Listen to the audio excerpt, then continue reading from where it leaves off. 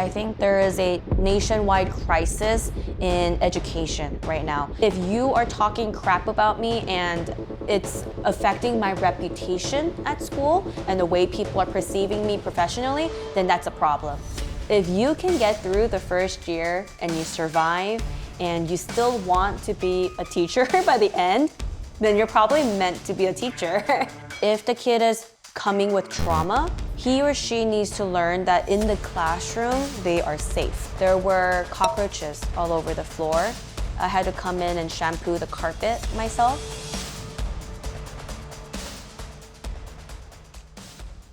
My name is Mary, and you're listening to the Teacher's Wish podcast.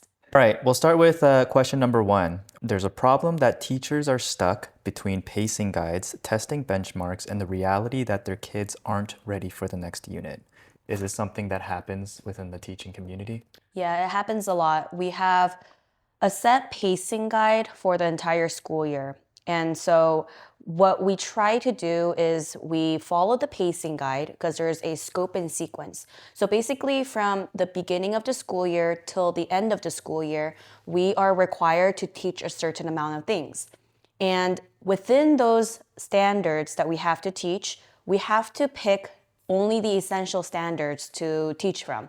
And so if you imagine like umbrellas, we have all of these state standards for a certain grade level, let's say 4th grade.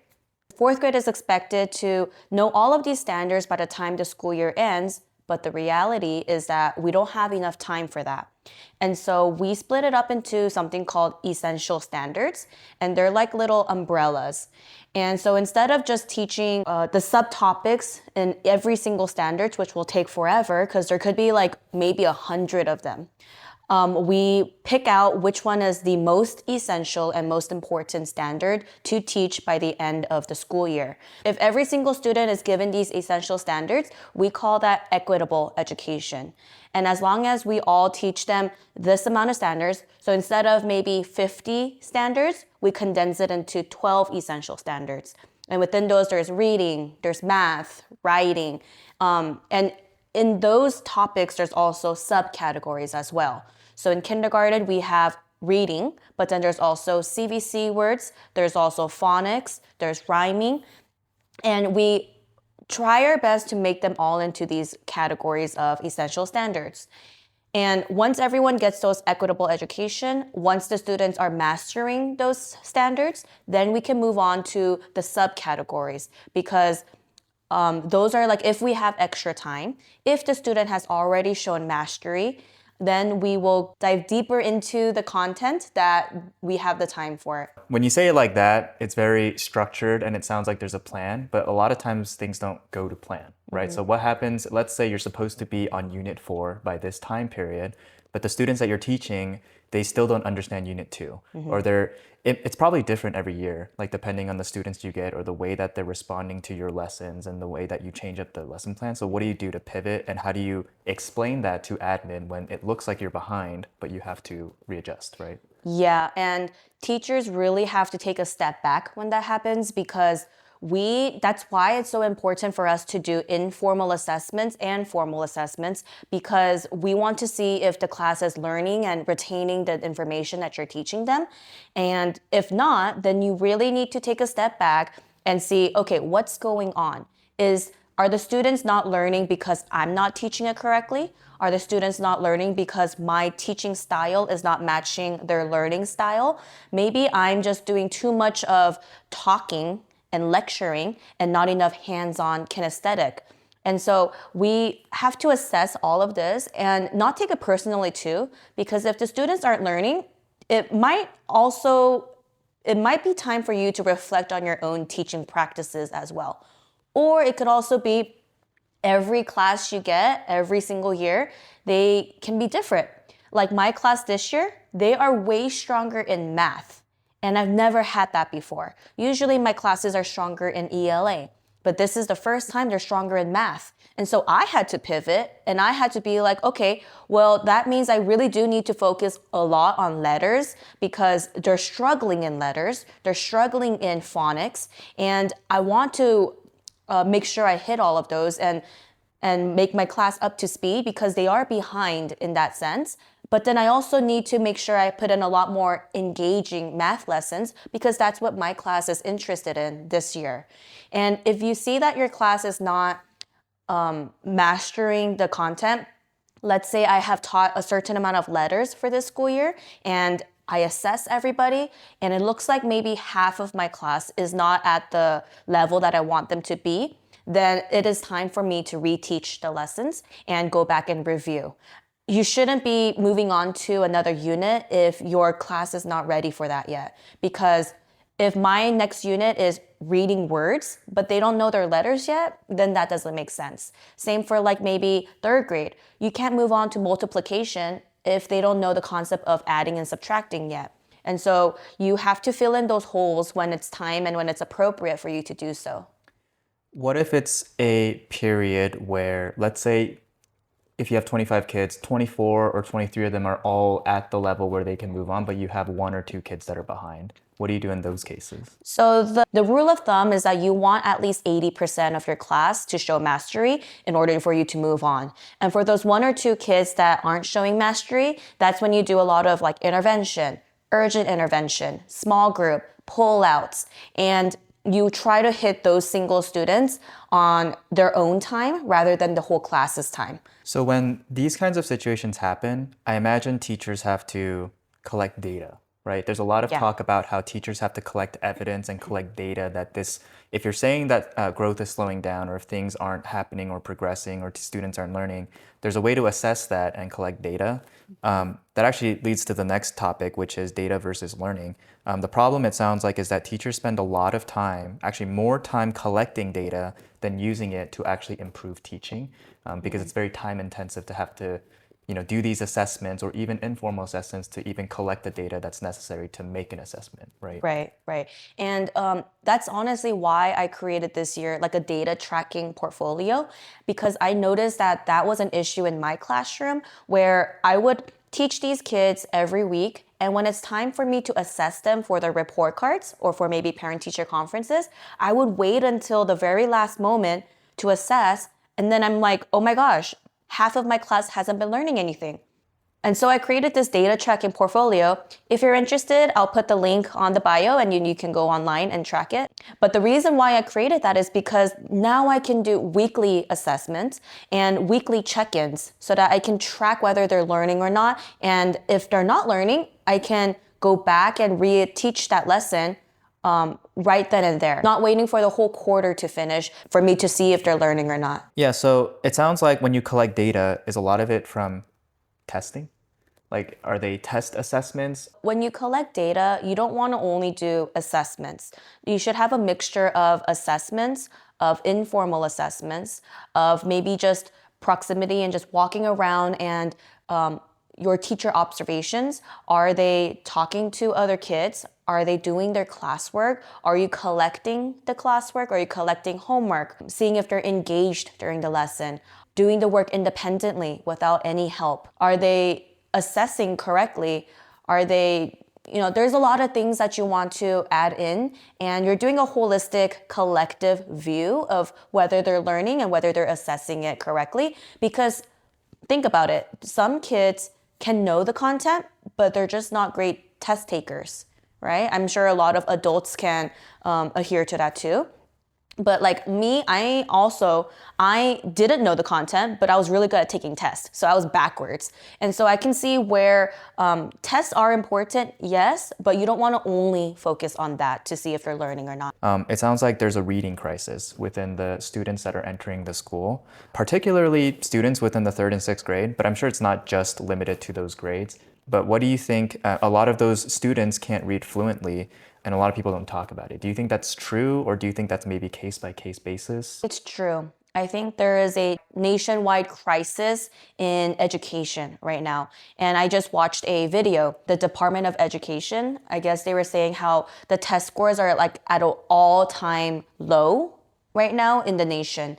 And there's reading scores, science scores, math scores that are just so low, and we don't understand why.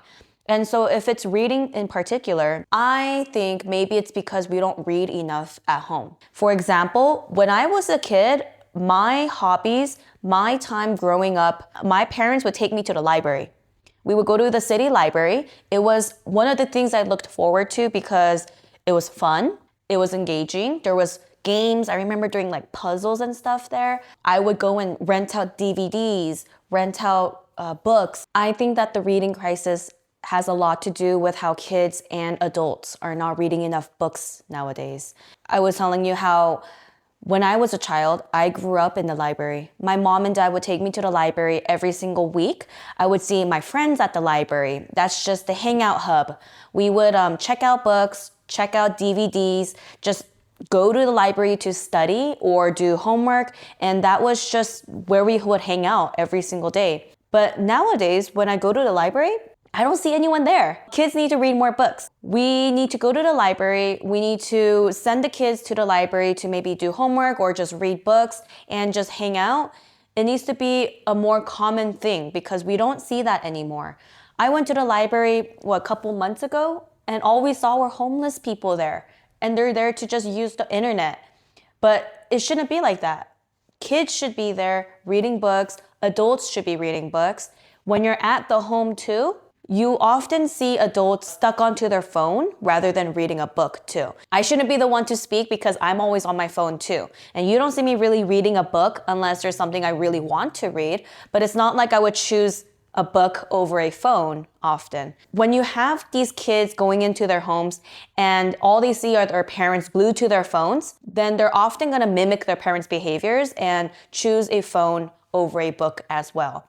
And so I really encourage parents to just pick up something to read. It doesn't have to be a book. It can be a magazine. It can be mail, comic books, whatever it is where it has to do with like reading and you see like actual printed words. Kids will adapt that kind of behavior and hopefully become more avid about reading and enjoy reading in the future. Do you think that some of the difficulty or delay in reading abilities or maybe even other subject abilities is due to the COVID crisis that sort of happened during the 2020 to 2021? Do you think that affected a lot of the students' performances in these subjects?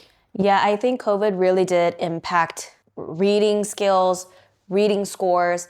I hear about this all the time on the news. Even if COVID has already happened and it's been 5 years already, we should have had enough time to fill in those holes and figure out where we need to help these kids out at. But oftentimes it's not just 1 year that we're filling in or 2 years that we're filling in. It's like a snowball effect, right? You go back 1 year, then it goes to 2 years, and it just keeps rolling on. And it's not like the state standards changed in response to COVID, right? And so because these kids have lost second grade or maybe third grade reading, they go to fourth grade still. Yeah. But even in fourth grade, they're still struggling because they lost all of that year of reading. Yeah, everyone's playing catch up at this point. Like the standards haven't changed. It's just that there's a gap between the learning levels maybe. And now you have some extra work to fill up that gap wherever those students might be. Yeah. Another topic that is really popular right now is a lot of admin personnel might have been teachers in the past. Some might not have been teachers in the past. Even if they were teachers in the past, they might not have as much experience as you or as a senior teacher. So the hot take is that you shouldn't be leading teachers if you've already forgotten what it's like to be one. And the sort of quote I see here is, some real conversations that happen is my principal hasn't taught since before smartboards existed or since before, what are they called, the smartboards that you have? Promethean? The Prometheans, right? Or even before tablets existed, right? So there's such a huge disconnect between teaching now versus how it was taught before. So when you have conversations with them about let's brainstorm and try out new strategies, teachers don't think that they're in a position to be giving their opinion or their strategies as strongly because it's different how teaching is. Yeah, I do hear a lot of complaints with teachers regarding their admin. I think that's a struggle because, I know for sure that if you want to be admin, it requires, I think, 7 years of classroom experience in order for you to even go get an admin credential. And 7 years, in my opinion, is not enough.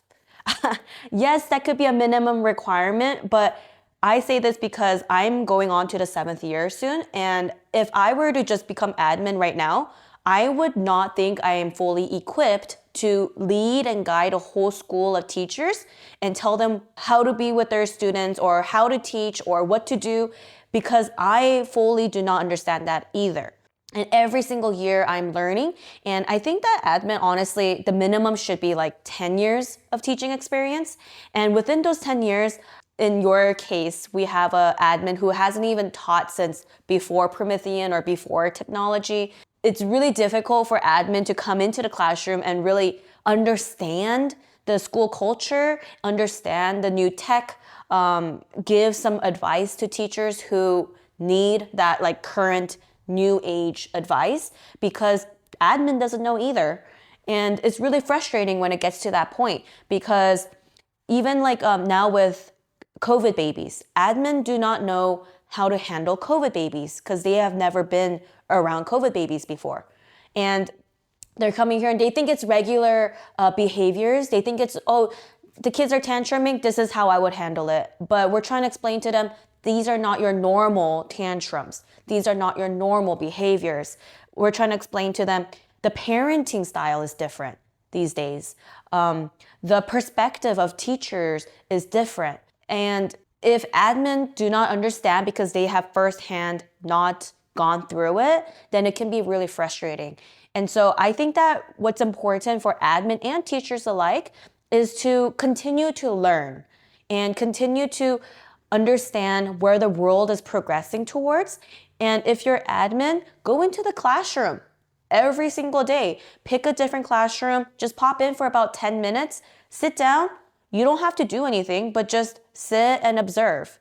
If you're a really active admin, like my admin, they come in every day. They don't just sit down and observe. They come in and they help out my students. They participate. Sometimes I'm doing a brain break with my kinders and they're dancing and singing. My admin will come in and she's dancing and singing with them. It's to the point where when I see my admin coming in, my principal, whenever she steps inside, I don't blink an eye because it's so normal. And the kids don't blink an eye. It's not like where I'm like, oh my gosh, my principal's here. I need to act straight and make sure I'm teaching correctly, because it's such a normal occasion for her to just come in and see if I need anything, check in on me, make sure my children are behaving. If there's anyone misbehaving, she'll go and take them on a walk. That's the kind of active admin involvement that we would want in our schools all around. I mean, I think that also sounds like an ideal case, but I would imagine in a lot of schools, you probably don't get the admin support that you would need, right? So even in your prior school, right? Like I know the school you're teaching in now is very good with the support and resources that you get as a teacher, but what are teachers supposed to do if their admin frankly just sucks, right? Like if they just don't get the support they need? Yeah. Question. It's very difficult. And I have been at a school where the admin was not qualified and we're just not very great at their job. Those two cases, my previous admin never went inside my classroom, never has seen me teach, never has done formal observations. Like objectively bad, not Objectively, yeah. I can't even remember her even helping me out with anything. I would tell her like, oh, my student behave like this, and she would just avoid the entire conflict. Yeah. She avoided the parents. She maybe would do a slap on the wrist and walk away. It was just not efficient in any way. And you can see with also admin, their leadership styles, right? And that's really important because for leadership styles, admin needs to be a leader.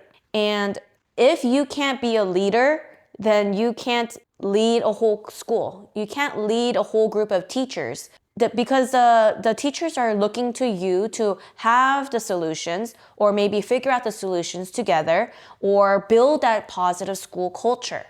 And if you can't do that, then the teachers will lose that kind of respect for you and your whole school will basically collapse because the entire culture is built off of the leadership. Yeah, it just sounds like at your past school, they were just bad at their jobs. They were unqualified. They didn't know what they were doing. They gave you no support. And in a lot of those cases, that's probably why teachers would leave, right?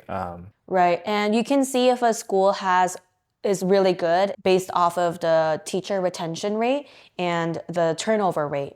And if you go to a school and all you see are teachers being fired or teachers quitting, or all you see are like new teachers, like new young teachers, then that is a red flag. Yeah, there's a reason why that's happening. Right? You want to go to a school that has a lot of veteran teachers who will never go anywhere else because they love this They're school being so treated much. well. I've never heard good things about PD days. There's always a meme revolving how PD days are irrelevant or insulting, or teachers sit through a PD on time management given by someone who hasn't taught in 15 years, or by somebody who just actually hasn't taught in, several years.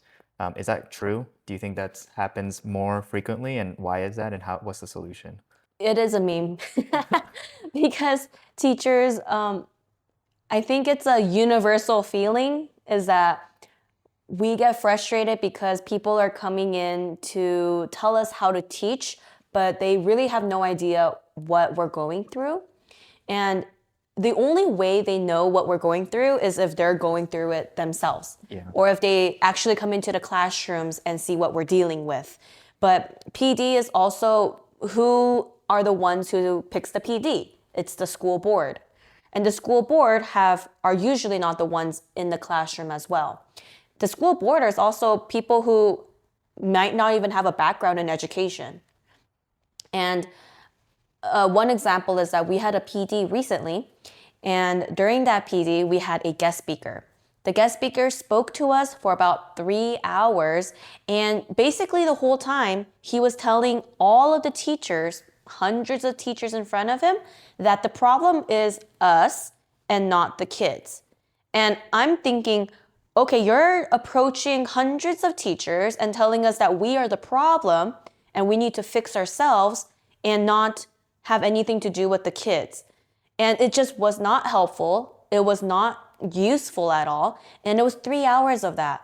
And in our heads, we're just like, okay, PD would be so much better if they just give us time to lesson prep, if they give us time to work in our classrooms, or if we can just work as a grade level and figure out strategies together, because that is most efficient in my opinion. If you're going to do PDs, it could be something like related to maybe the curriculum. But if it's not, then it just feels like a waste of time that a lot of veteran teachers are tired of hearing every single year. Yeah, one of the solutions that was suggested on this topic was a lot of teachers, they feel like it's a waste of time when what they actually need are resources and classroom tools and time to work on those resources. Yes. A solution that was suggested is replace the top-down PD with teacher-led workshops. Yes. And by that, it means let the staff, the teachers who are working, lead monthly skill shares or micro sessions on what is working in their classrooms. Yes. Do you think that would be a better use of the PD time? I 100% agree. I think workshops should be teacher-led. And I think that that's so important because we see someone who is actually an expertise in that matter and somebody who can help us step by step in how to implement it in our classroom. And also we can ask them questions and they will know the answers to it because they already are doing it and they know how to do it. And we just have a more personal connection with that teacher because they are standing here saying, hey, I tried this out and it's working in my classroom. Here's how I'm doing it. Here's how I'll teach you how to do it. Instead of somebody just showing you a module online and going through like the logistics of everything and just, it's just boring. It's not engaging. Teachers are also students. We can't sit still for 3 hours and just listen to somebody talking and lecturing the whole time. We need to learn hands-on. So one of the conferences that I just came back from, it was Future Leaders Conference from CTA. And one of the activities was they taught us as a union site rep how to basically organize and facilitate small group meetings within our school staff. And it was efficient because we were the ones in the circle, we were the participants, and then we all had a turn trying to be a facilitator and being the ones who facilitate the entire conversation and trying to navigate and work around certain kinds of issues that might occur. And that was hands-on, that was real experience. And those kind of PDs are way more efficient than us just sitting and listening to someone lecture. Do you think PDs were always like that though? Like, I guess, what's the best PD workshop you've had and what's the worst one you've had? Because if I was admin, I would try to listen to the complaints of teachers and try to break that cycle of, PD day is a meme or a waste of people's time. Best PD day I've ever had was recently when the person orchestrating the PD was an actual high school teacher. He came in, he said, hey, I'm sure you've recognized me before. I'm your local high school teacher. They asked me to lead a PD on science, on your science curriculum. And he said, look, this is what they're asking for. This is what we want. We want to have your activities, your scope and sequence all organized out. And that's what we want to look at the end of this PD. And he said, honestly, I don't know your curriculum because I'm a high school teacher. I don't know kinder, first, second grade. I don't know that. You guys know that. And he only talked for like 10 minutes. And he said, and so for the rest of the hour and a half, you're going to go into your classrooms and you're going to discuss this with your grade level and you're going to have this ready by the end of the PD. And I'm going to come and check in on you guys at the end of the PD time. And please just make sure you have that ready. And when he said that, literally, like, I was applauding. I was like, oh my God, thank you so much. Like as a teacher, you understand. The thing that we need most as teachers is just time. We need time and we need an opportunity to just sit down and be with our grade level, not just for like 20 minutes during our PE time and our planning time, but we need time to just discuss and think and, figure it out and collaborate. Yeah, as a grade level, not this random like 10th grade or 10th grade science teacher who comes in and tells us what to do to kindergarten teachers. Like he doesn't know anything. So I really appreciated that from him. Sounds like more of those would be helpful then. Like having more PD days led by teachers and actually having time to develop what the goal of that PD is. Right. So going on to the next topic, this is kind of a funny one. It sounds like a lot of teacher lounges feel like high school all over again, meaning that when the new teacher comes in and shares a new idea, there's eye rolls, there's gossiping, and honestly, that gossip starts to spread faster than the announcements. Or, there's just a lot of high school drama that happens in the staff lounge and at school settings. Do you think that's true? Or is this something that's sort of just over-exaggerated?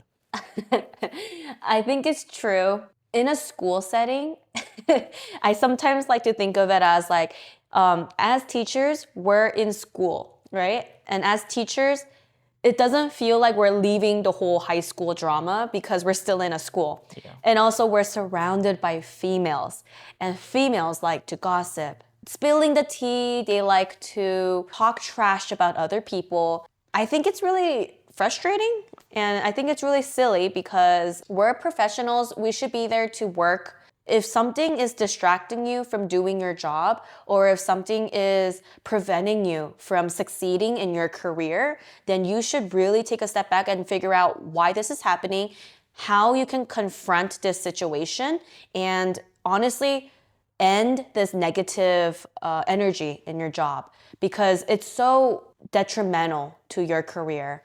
And there's a lot of times when I would have to go to a female teacher and tell her, hey, I'm hearing that you're talking about this about me. I'm hearing that you're talking crap about me, and I really don't like that. I would like for us to have a respectful companionship. You don't have to like me. You don't have to even say hi to me, but we still need to have a respectful professional relationship within our job. We don't have to be best friends after work. That's fine. But if you are talking crap about me and it's affecting my reputation at school and the way people are perceiving me professionally, then that's a problem. And you hopefully want to address that with the person and not have to resort to going to admin. A lot of times teachers are taken aback when you go to them and you confront them because I want to say women are not confrontational a lot of times. And so that's why they talk behind your back, right? And they're gossiping behind your back, and it just gets worse and worse, and it just snowballs into catastrophe. I think that, if you hear issues like this, you should really try resolving it as quickly as you can. Usually when you confront a bully, or if you confront someone who has done some wrong to you, a lot of times people internalize that really well. Like as in when they get called out, they're like, oh crap, I got called out. I'm not going to do this again in the future, right? Yeah. And it actually works a lot better than people think. The hardest part is actually just calling them out because it's very uncomfortable, right?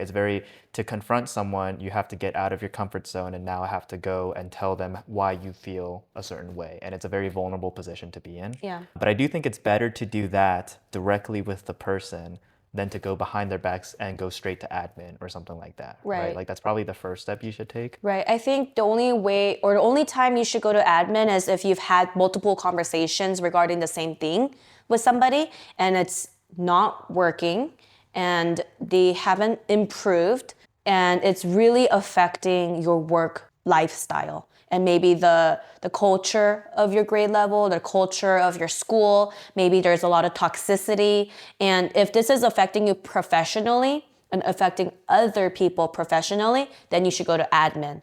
But if it's not, if it's a personal issue, then you probably don't want to involve admin because you're an adult, you should handle these things yourself.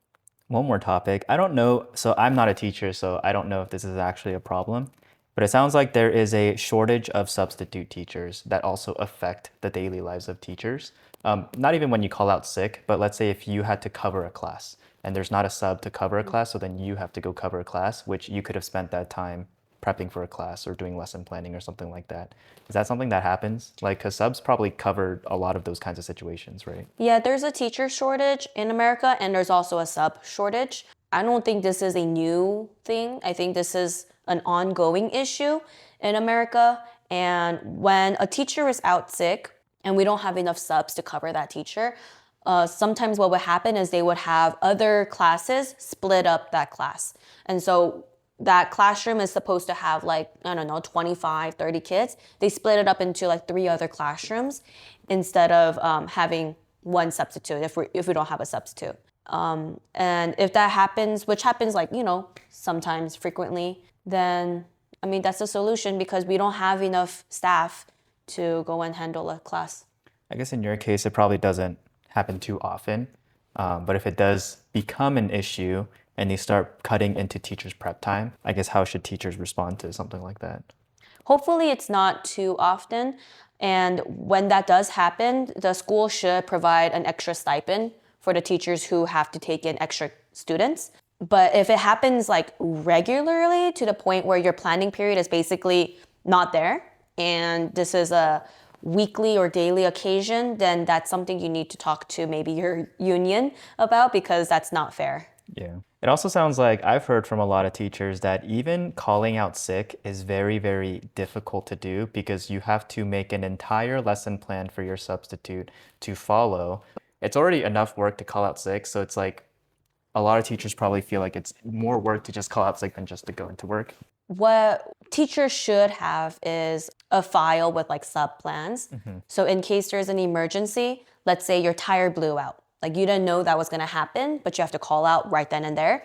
Then what you're supposed to have is a set of sub plans that's there for emergencies.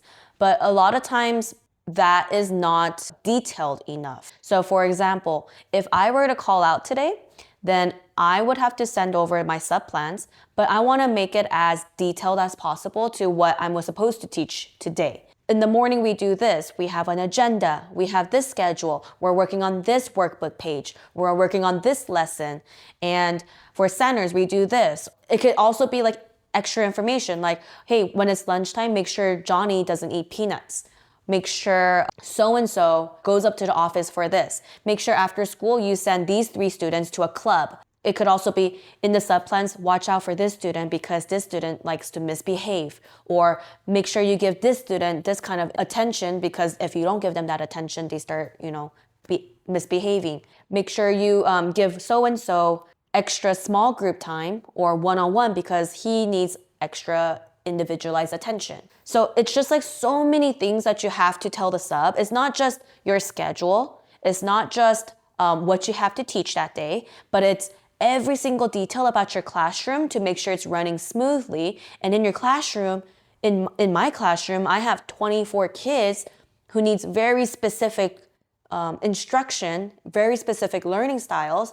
And how can you tell all of that in one subplan? It's really hard.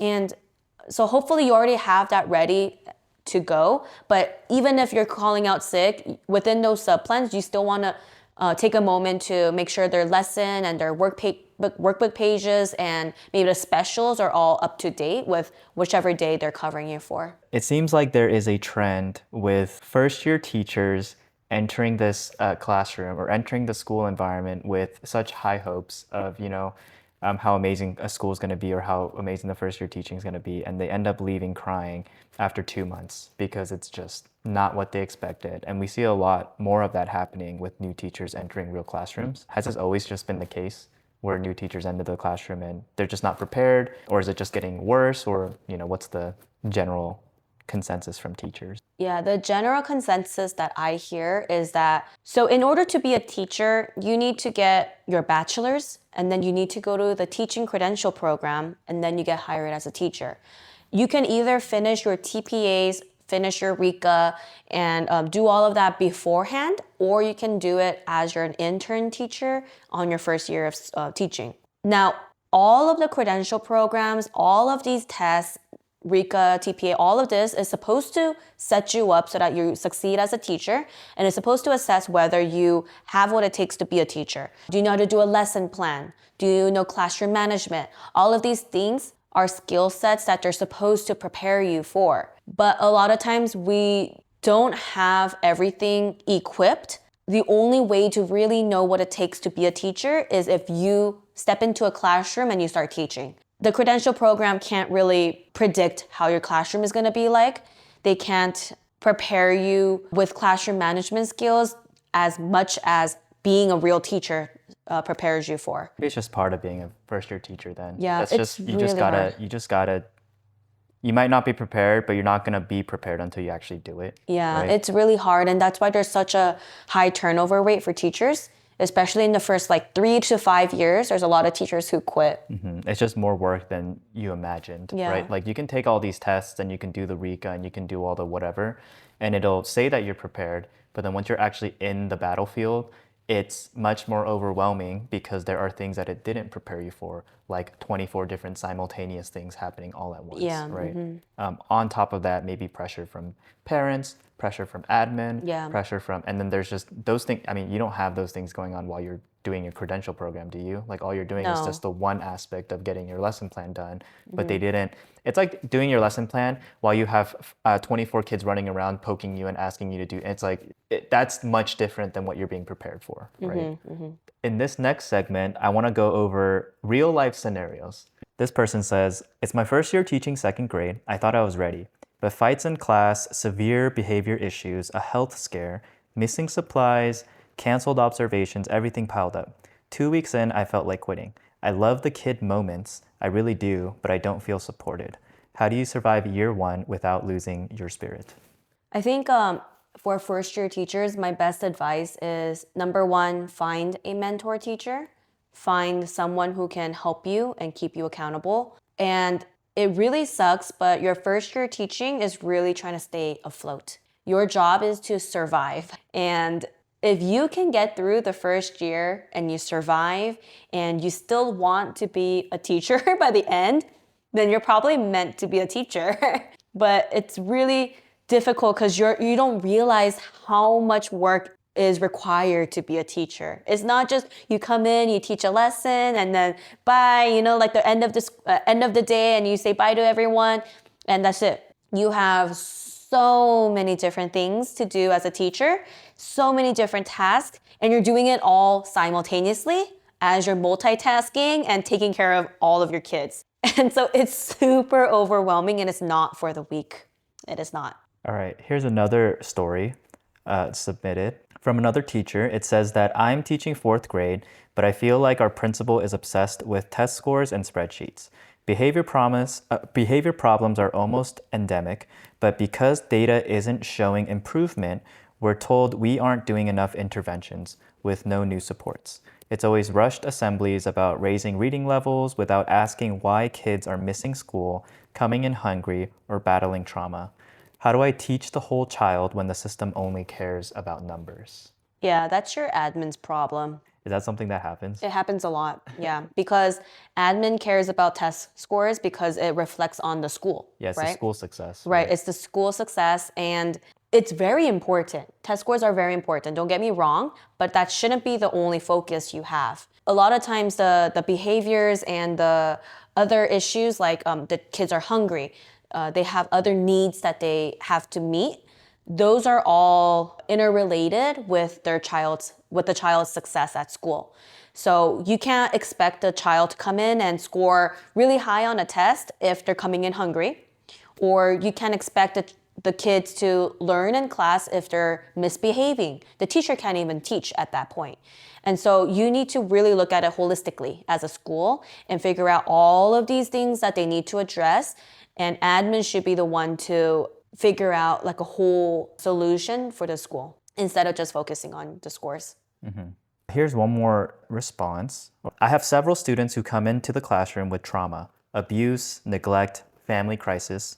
Their learning is fragmented and their behavior is often unpredictable. Some days, one child's breakdown totally derails the day, and I try to be compassionate, but I have 25 other kids who need me. How do I balance supporting trauma-affected kids while keeping the class moving? How do I keep myself from being overwhelmed by their traumatic incidents? Yeah, Is that something that happens? yeah.